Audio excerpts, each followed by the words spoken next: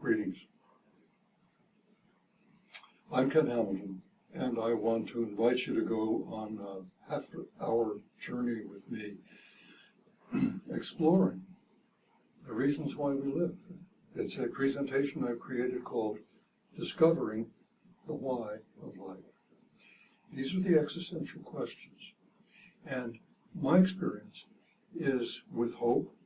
Healing a person is exceptional, and healing, and I'd like to share that with you. Come with me. I'd like to take you on a short outline of what we're going to look at over this coming half hour. The meanings of hope and healing. They've been around for a long, long time. Hope is an attitude, healing is an action. All right?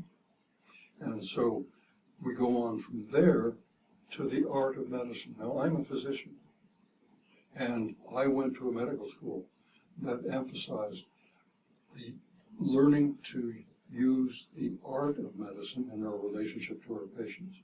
Now, that was back in the late 50s, and we seem to have had our artistic nature as physicians suppressed by a very tough situation that we're in the process of working through, as far as I'm concerned, working through right now. Now, the art of medicine consists of asking questions. It's kind of hard to find doctors who ask questions today.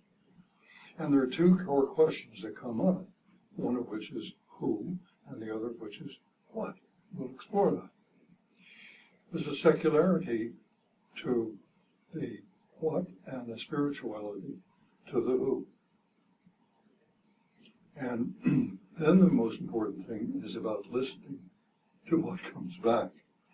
And we'll look at a Quaker phenomenon that grew out of the 1950s called holy listening, and what that actually means. It's a beautiful thing. It's a beautiful thing, and it's been an intimate part of my experience as a McGill graduate, whose responsibility to his patients is to help them get on with their lives. Primary responsibility. In 1987, I convened a supportive group in my surgical practice for people with cancer, and they chose to call themselves a Hope group. And so we'll look at what Hope groups do. I've got over 5,000 Hope group meetings behind me, and Hope has trained others, and so we have 6,000 plus Hope group meetings. I think we finally figured out what we do. And so all of this process for me is discovering the why of life. Is about expanding our viewpoint of ourselves and others and our world and even the universe. I enjoy this journey, so I'll share it with you. Hope now, the attitude. And it's not about optimism, to Václav Havel, who was the poet and playwright and president of the Czech Republic. Lovely guy. No, for Havel, hope is a state of the mind, not of the world. It's a dimension of the soul. And it is the certainty that something makes sense regardless of how it turns out. That's a lot different than optimism or the conviction that things are going to work out all right. Okay? Healing comes from the old German, and the word in German is literally pronounced hail. Well, there's an English word that goes along with that, hail, like it's hale and hearty. Healing is about becoming whole, bringing all of your fragments together and becoming a whole human being. So holistic is in there, and interestingly and beautifully enough, key word there is holy, is also derived from the same word. So this makes this more than just a body-mind function. You're not just a body, you're not just a mind, you are far greater than that. We'll explore that. Your body-mind, limited, is your ego. And one of the things about ego is understanding that the letters stand for, in the 12-step recovery program, edge God out. So hell is a spiritual phenomenon.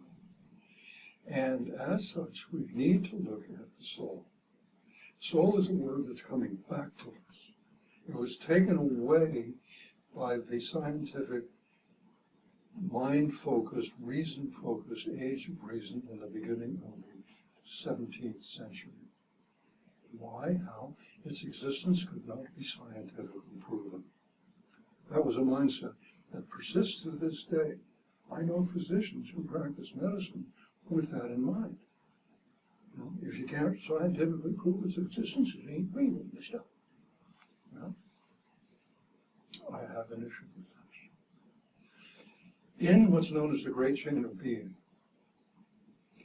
the body is encompassed by the mind, which is encompassed by the soul, which is encompassed by the spirit. So for me, soul is the bridge between my body, mind, ego, and the spirit, which is, go with the word, the meaning of the word spirit. In all languages, it boils down to breath, air. You can't see it, you can't feel it, but you know it's there because it's essential to life. So there, this is the great chain of being. It's a part of spiritual traditions that goes back thousands of years. Healing is the art of medicine. Treating and curing is the science of medicine.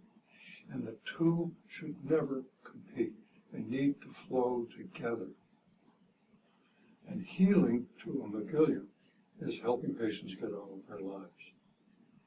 I was taught that I was not to use prognosis for my patients because that was limiting their lives. I was taught to involve them in an understanding and appreciation of what's going on in themselves. And if it's serious, tell them so and advise them to get their affairs in order.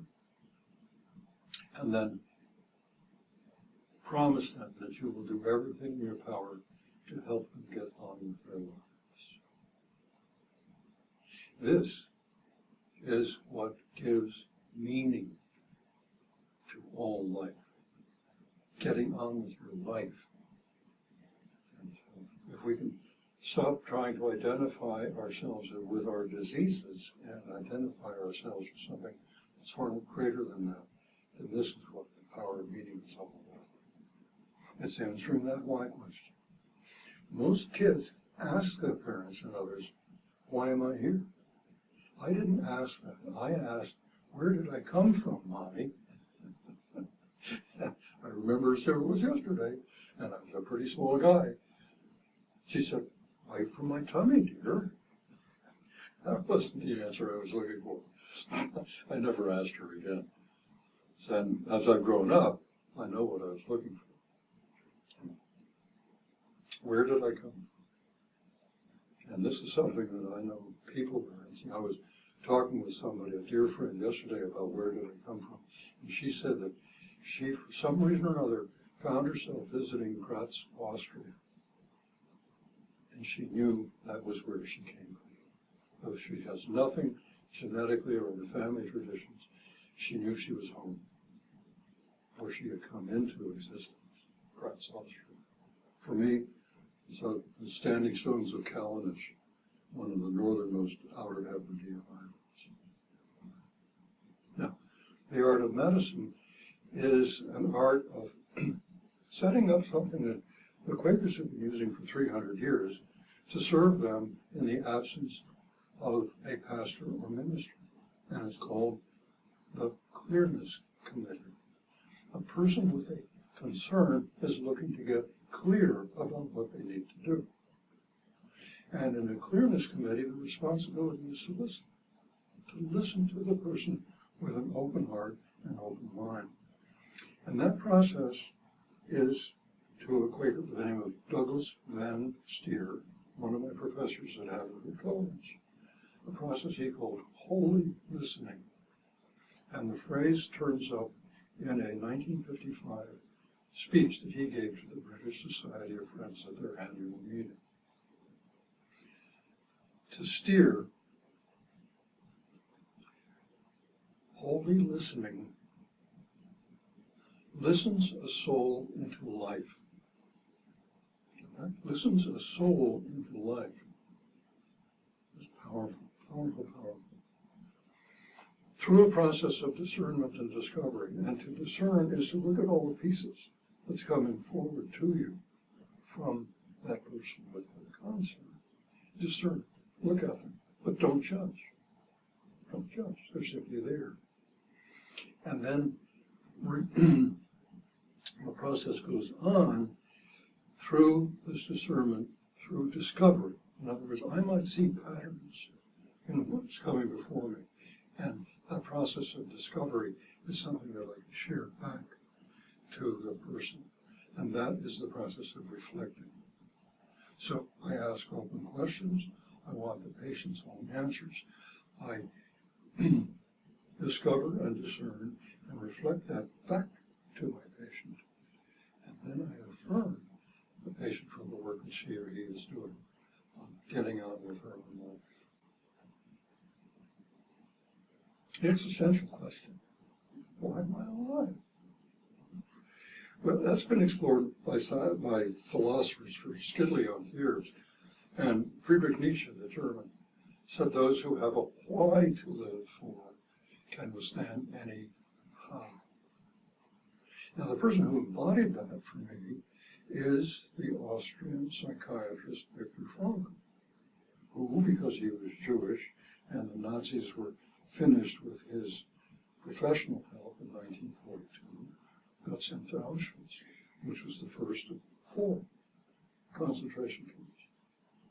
And he was on the death list again and again and again, but he made it through by using his mind to focus on what he wanted to have happen. And that focus was on bringing a process of psychotherapy to the world called meaning therapy in English, logotherapy in German. And for him, those who survived all had a meaning which gave their life reason to go on. And the other thing that he found was an attitude called love. He was dying of typhus, which is something that many, many, many inmates died of. Their immune system just went down, and there were lice that spread it. He was dying of typhus, knew that if he shut his eyes, he wouldn't wake up. So he propped his eyelids open, and in a loving gesture, one of his medical colleagues in another barracks stole food and brought it to him. If they'd ever caught that man, he would have been shot on the spot. But it didn't happen. And Viktor Frankl gets out, and he says, I found the meaning of life in Auschwitz. And then, having recovered his health, a year later after he got out, odds of making it, 1 in 27, he got his health back, hired 3 stenographers, and kept them busy for 3 days straight, producing the book that in English is called Man's Search for Meaning. And the last issue of that, edition of that, was published by Beacon Press in 2005. It's a beautiful read. It's half the biographical aspects of his experience and half the therapeutic aspects of logotherapy. So, my way of saying the existential answer to what's going on here is this. You are writing an important volume in the annals of universal life. I have a belief system that says, I live because the universe is alive. I have a body because the universe has a body. I have a mind because the universe has a mind. And I love, which means I have a relationship, because the universe is love. And we have some powerful messages around that today. Now, my experience with all of the H.O.P.E work and study is that life has given you all the resources that make it possible for you to experience that part of the truth. The Hindu philosopher Krishnamurti said, the truth is a pathless land.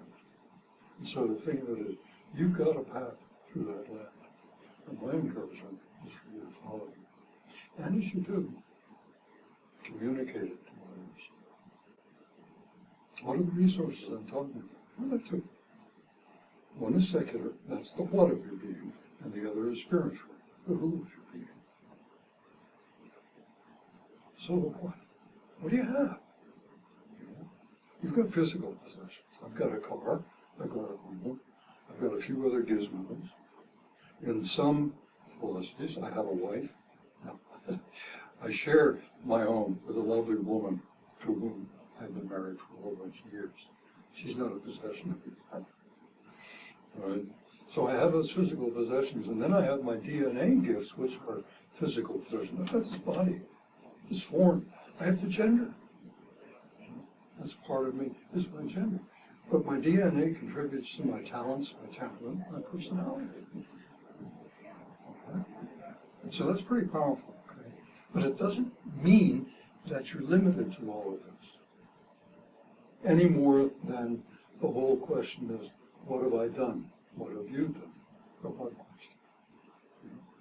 Yeah, sure. I've graduated from McGill, and I graduated from Haverford, and I practiced surgery and all this sort of stuff. So that's stuff I've done. But that's outside of me. And then the last one, what do others think of me or of you? That's all outside. Right? Now, take time out. Take time out on that. And let's get on to the next thing, which is the who of the spiritual question. And this is another Quaker now. If I'm biased towards Quaker, understand that I read the book about the little Quaker girl back when I was 6 years old, and it was the Hannah. And that was when I started becoming a convinced friend. Right? Parker Palmer is a convinced friend. He wasn't a birthright Quaker. He's a convinced friend and a lovely educator with a beautiful mind. So look at this first question. Is the life I am living the same as the life that wants to live in me? The life that wants to live in me?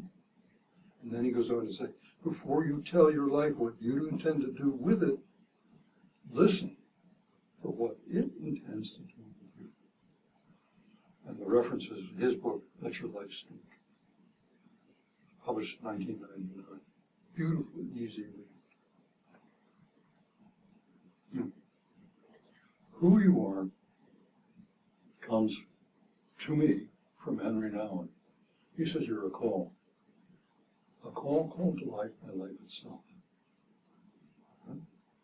Being thus called, he said, you are a blessing. You've been blessed by life with that call.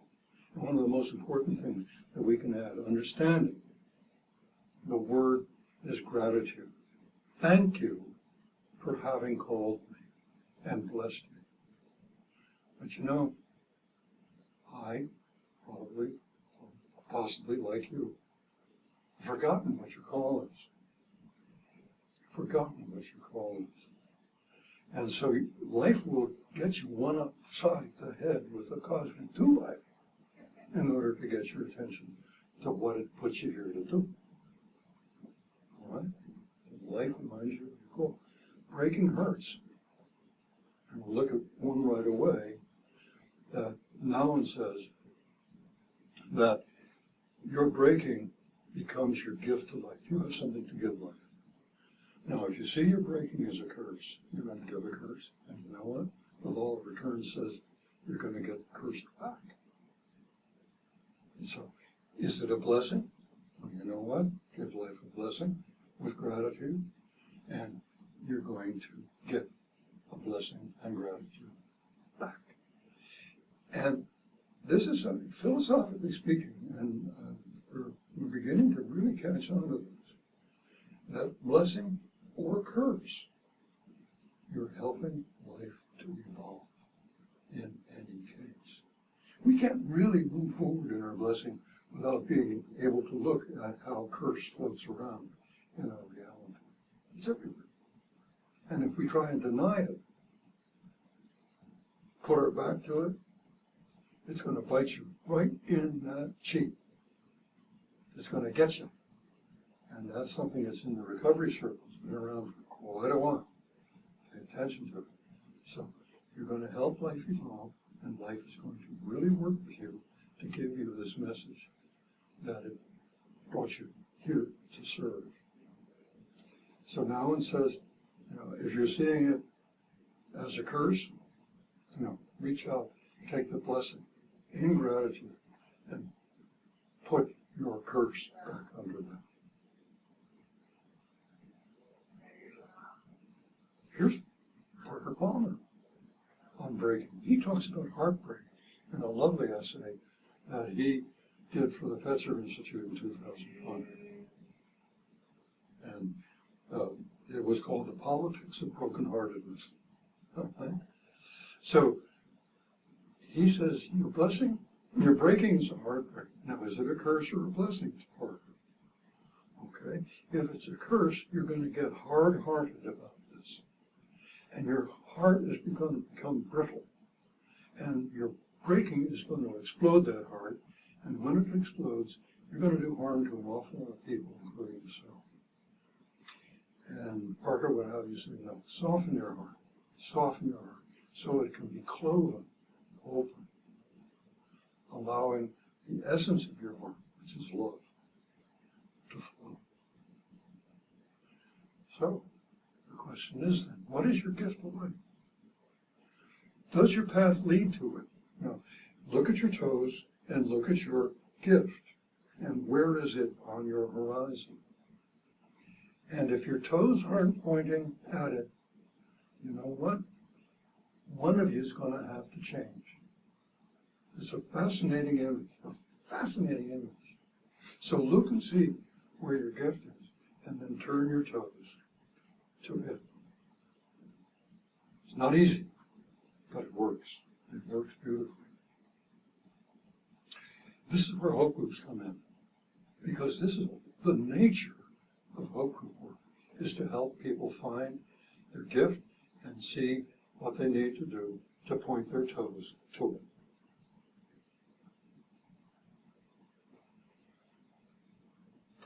Out of H.O.P.E group work, I came up with 4 questions, largely based on what I learned from an entrepreneurial genius on success named Earl Nightingale, for whom success is the progressive realization of a worthy ideal. And Nightingale's study of success, which he began at the age of 12, said to him that everyone is born with that worthy ideal, the gift. Okay. You see? We're not alone in that. There are a lot of people pointing at this. So progressive realization of a worthy ideal is his definition of success. And so then, out of all of that, we're saying, let's set up a H.O.P.E life plan. Who are you? Well, we've answered that already. We've explored that. Haven't answered maybe, but explored. Why are you here? Well, we explored that one too. Now, next question is, how are you going to get what you came for? Now we're looking at a life plan. And this is something that journaling, Julia Cameron's morning words in her book, The Artist's Way, will encourage you to sit down quietly first thing in the morning when your subconscious dreams are very close to the surface, and journal what's coming up for you. This is how you can start working on that question, how are you going to get what you came for? And finally, because, when you have a gift, you have a service to give. So what are you going to do with it when you have it? Same type of answering pattern that I just explored. This is your personal one. Now, anecdotally speaking, I was talking to a person who runs a very effective supportive system for people with cancer. And I said, well, in H.O.P.E groups, we asked those 4 questions. And she said, well, we can't do that. What? We can't do that. That's therapeutic worker words. Oh, bless her. Yeah, they are therapeutic. But those 4 questions came right out of the business world and not out of any book of psychology. Those 4 questions. Who, why, how, what? Okay? Who, why, how, what? Summarize it, just that simple. Remember this place. So, what's the reason for all of this? For me, it's all about art. You're a one-of-a-kind work of art. And the artist is two in number. One is universal life itself, and two is you. It's all about bringing you all together. It's interesting to note that this work of art that we call the world that we're living in didn't come into existence until about 4 billion years ago. How do we know that? We've got a bunch of curious human beings, and tell me you're not curious, because it's in the nature of human beings to be curious. We've got a bunch of curious human beings who've been trying to figure out the answers for this for thousands of years. How many creation stories have we got? Well, starting about 400 years ago, we got people beginning to get out, make special measuring sticks, and measuring what was going on, with an idea of, if I measure this well enough and get enough information, I can actually decide for me what this is pointing to. There's a theory here. And so then I need to see if I can repeat it, and if I can repeat it, then the theory gets stronger and stronger and stronger. This is true. This is the scientific method. And you know what, friends? It's an incredibly spiritual process. Yeah, there's atheistic scientists, but there are an awful lot of them who believe in a created universe, and this is where we go. These people, with their measuring instruments, have been able to track us back to a beginning 13.75 billion years ago, in a point of light, smaller than the head of a pin. And everything that is here today was there then, and it expanded at an incredible rate. And after 9 billion years, it started bringing together the dust that became our solar system. The point that I make here, friends, is that you're a work of art who was promised this life at the beginning of time. Or as James H.O.P.E, who was a lovely man who has worked with Amnesty International and has evolved beautifully, he says, you were born for a time such as this.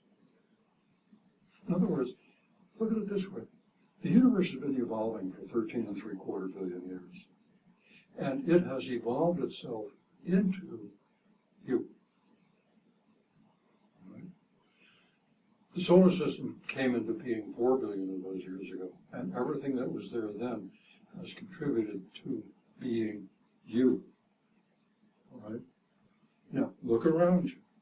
Can you find me again there anywhere? Look back. Can you find yourself there? Look forward. Can you find yourself there? No. This is a once told tale, or a once danced dance, or a once sung song, or a once painted poetry. Absolutely wonderful. Beautiful. Now, sing me your song, dance me your dance, tell me your tale. Now I know who you are. Thank you. Oh, gratitude again.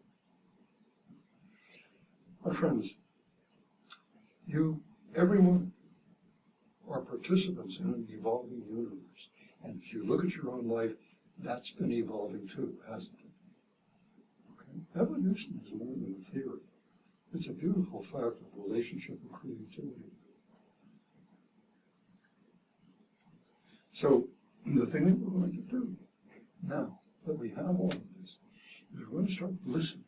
We're going to start listening to life, listening to ourselves, bringing that into an interaction, and then acting on it. Because, my friend, if you don't act on what you're hearing, then it's just static noise. But action, that makes it real. So the question then, the H.O.P.E question, if you will, is, all right, so action is what it's all about. Tell me, when are you going to start? How are you going to start? When? Okay. Want to work on those questions? You haven't got ready answers to it? Fine. That's what H.O.P.E groups are all about. H.O.P.E groups. They're small groups. They work like clearness committees, but they're not religious, they're not Quaker, they work like clearness committees. All of these lessons have come to me over the years. We've been invaded by people who've been deeply wounded. And me as a professional running open H.O.P.E groups, you call together your own personal clearness committee. Call it your own hope. I am Pat's hope group. I am Ken's hope group. So make this closed by invitation only. You know the quality of the people you're dealing with. And if somebody sneaks in with an unhealed agenda of woundedness and starts hurting people, the response is simple. You address it to the person in the group, and say, now, you need to get some changes, you need some professional help. We can't do this for you. So please, leave us now, and let us go on. And you go on and do your healing. That's what it really amounts to. And if a person says, I ain't going to do that, then you, who has convened the group, shut it down. Simple. You can convene it again somewhere else, some other time. But if you want to find more about this, go to www.hopehealing.org. It's all there. And we're building a new website so it'll be even more accessible. Where do we go from here? Let's expand our view. And Pierre Teilhard de Chardin to Gene Houston in Central Park, about a few weeks before he died. Gene, we are not human beings in search of a spiritual experience. We are spiritual beings immersed in a human condition. So look there, right there. Healing a person's exceptional is the words that we have for the acronym. All right?